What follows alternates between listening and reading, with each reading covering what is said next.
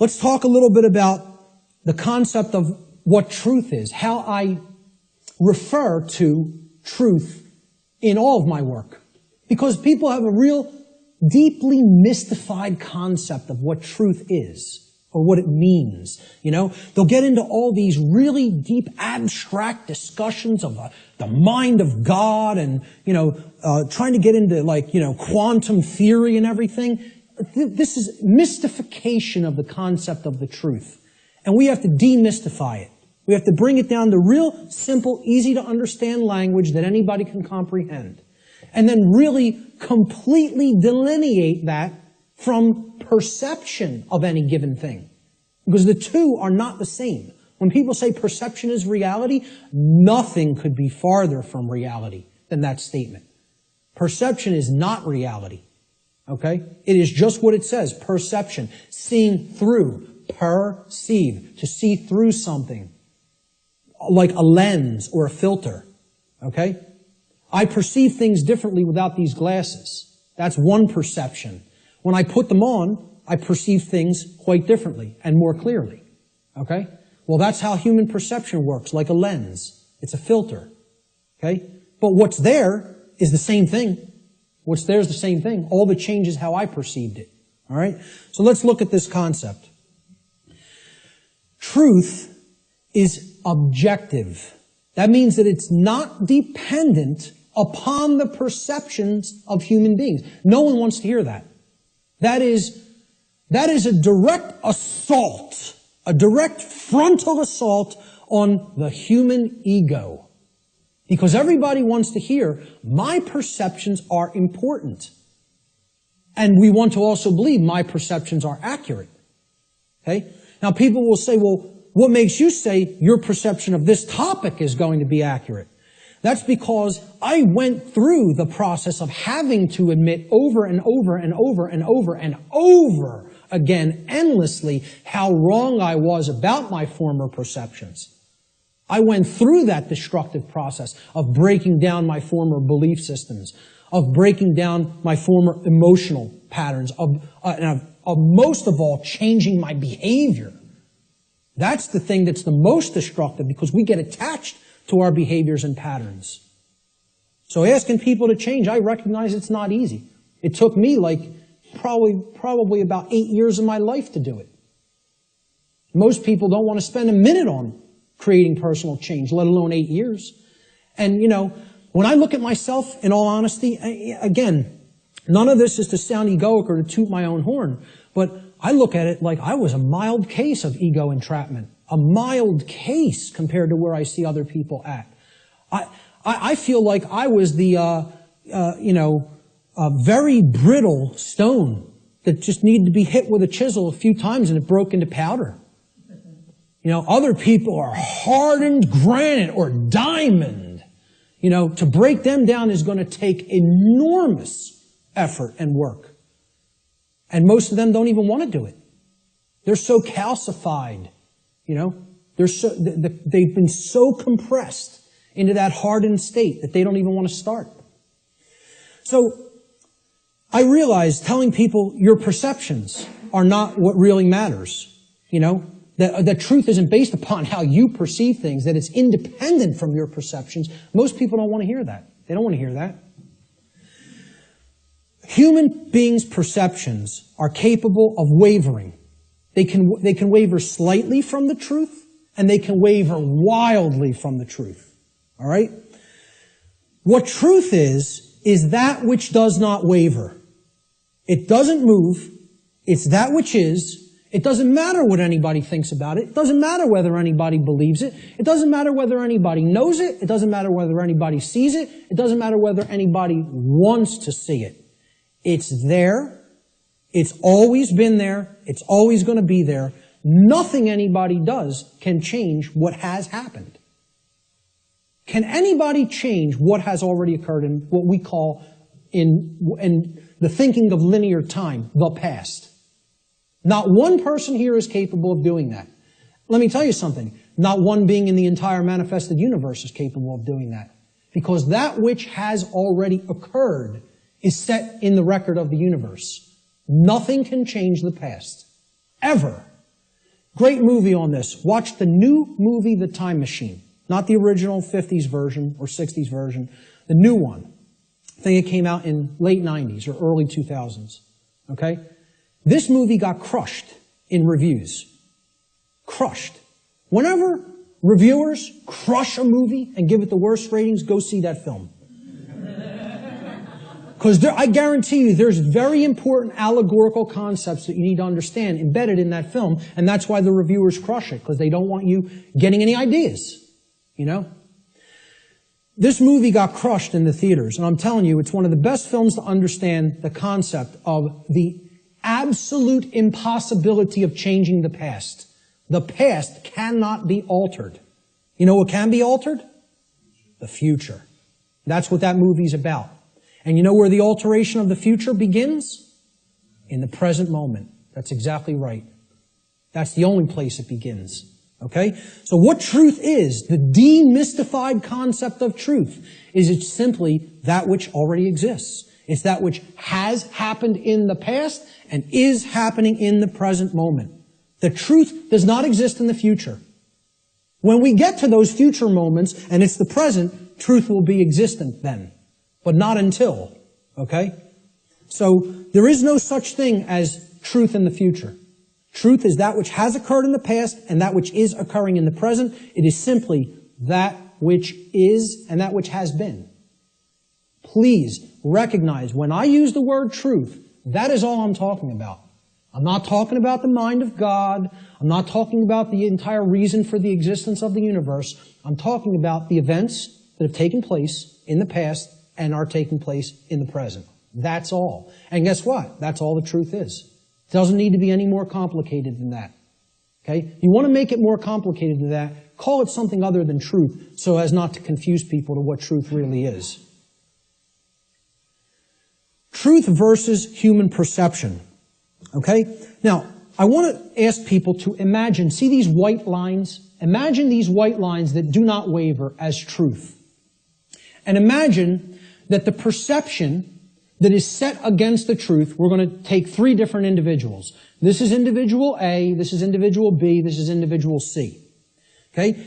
Their ability to perceive what has occurred and what is occurring is what I would refer to as consciousness. Okay?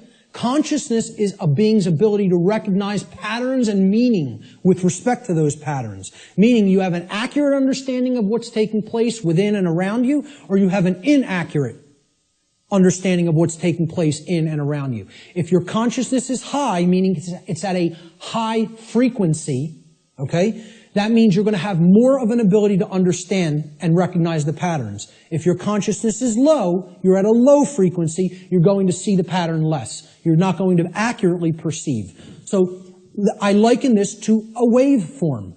In simple, physics, a wave, this is a simple sine wave, okay? It has its crest here and its trough here, okay? And then the pattern repeats, goes up to the crest, down to the trough, and it repeats over again. The distance between the either crests or troughs of the wave is called the wavelength. Okay? The longer the wavelength, the shorter the frequency. What that means is how frequently is it going to be intercepting the line that represents truth? How frequently is it going to be aligned with this line, which we are calling truth? Okay? Now, can everybody just, with that explanation, understand this simple model and what I'm talking about here? Is that clear? Okay, because it's important. Because this is a low frequency vibration. It's a low frequency wave. A wave like this, if it was an audio wave, would produce a low frequency, would produce a low bass tone. Okay? As we go up to a higher frequency, you can see the wavelength is shorter, meaning that it intercepts the line which represents truth much more frequently. We can count them. 1, 2, 3, 4, 5 here. 1, 2, 3, 4, 5, 6, 7, 8, 9 there. Okay? So this is a higher frequency vibration. And we go up to an even higher frequency. Let's say person C has this consciousness. They have a higher frequency. Okay? and they're intercepting the line that represents truth, much more frequency. I won't count those out because there's a lot of them, okay? The higher the frequency, the more in tune with truth we are. What would happen if this frequency became infinitely high? What would it become? It would be indistinguishable from a line. And therefore, someone would be aligned to that which is. The higher the level of consciousness or frequency, which is their perception of reality being accurate, okay? Not wavering as much from the truth, because it's hitting it in more places. We would basically, this wave would turn into a line at some point, the higher the frequency went. Think about this in sound, right? You hear a low bass tone, it's like, then it goes up, and it would go eventually outside the range of human hearing because the frequency went so high. Same concept here. The higher the frequency, the higher the perception of reality, the quality of the perception is going to be. Okay? The concept to keep in mind here is perception is not reality. It's the filter we see reality through.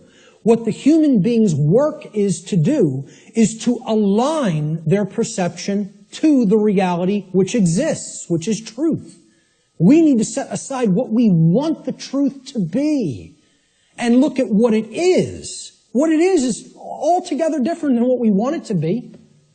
But until we recognize what it is, we're not even in a position to make an accurate diagnosis of what's going on and therefore create what we want it to be.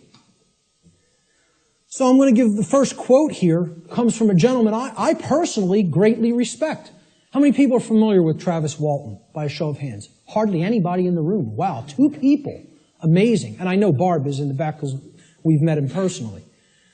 I spoke with this gentleman at a conference last year in 2012. And I just want to say, I just think he's a totally genuine individual. I don't care what anybody thinks of me saying that, okay? I believe him. Do I know factually that what he claims happened to him did? No, I do not. But I believe what he is saying for a reason. When I am around somebody, especially for any length of time, I think my intuition is good that I can get a feel for their heart, okay? And when he's telling you stuff, it's very consistent. And in his book, he asked people, you need to listen to my whole story, suspend your disbelief for a minute, and then do your research and then make a judgment call. Do you want to believe me? Do you think I'm telling you the truth? Do you think I'm lying to you? And then make up your own mind. Okay? And who Travis Walton is, he claims that he was an abductee, that he was taken on board an extraterrestrial craft at a point in his life. He disappeared for days. They were out looking for him, and his best friends were accused of murdering him. And he shows up 5 days later in like deplorable conditions, out on a country road someplace. But anyway, again, I spoke with him back in 2012. I just bumped into him again. We were just at a conference. I'm bringing this up for a reason. We were just at a conference in Philadelphia where he spoke. And this quote, I feel I would start, if I was going to quote somebody, I was going to make this like the first quote in the presentation today. Travis Walton says in his book, which is called Fire in the Sky, he said, I have come to realize that the biggest problem anywhere in the world, the biggest problem anywhere in the world is that people's perceptions of reality are compulsively filtered through the screening mesh of what they want and do not want to be true. Now, when I read that in his book, I got chills up and down my spine. Because I said, this meshes exactly with what I'm talking about in my section, in my presentation called Truth versus Perception. And he's encapsulating it in a sentence perfectly. All right? We want things to be true. That doesn't make it so. That's not what makes truth the way that it is. What makes truth is the way that it is what behaviors were taken and what is the actual effect in the manifested world.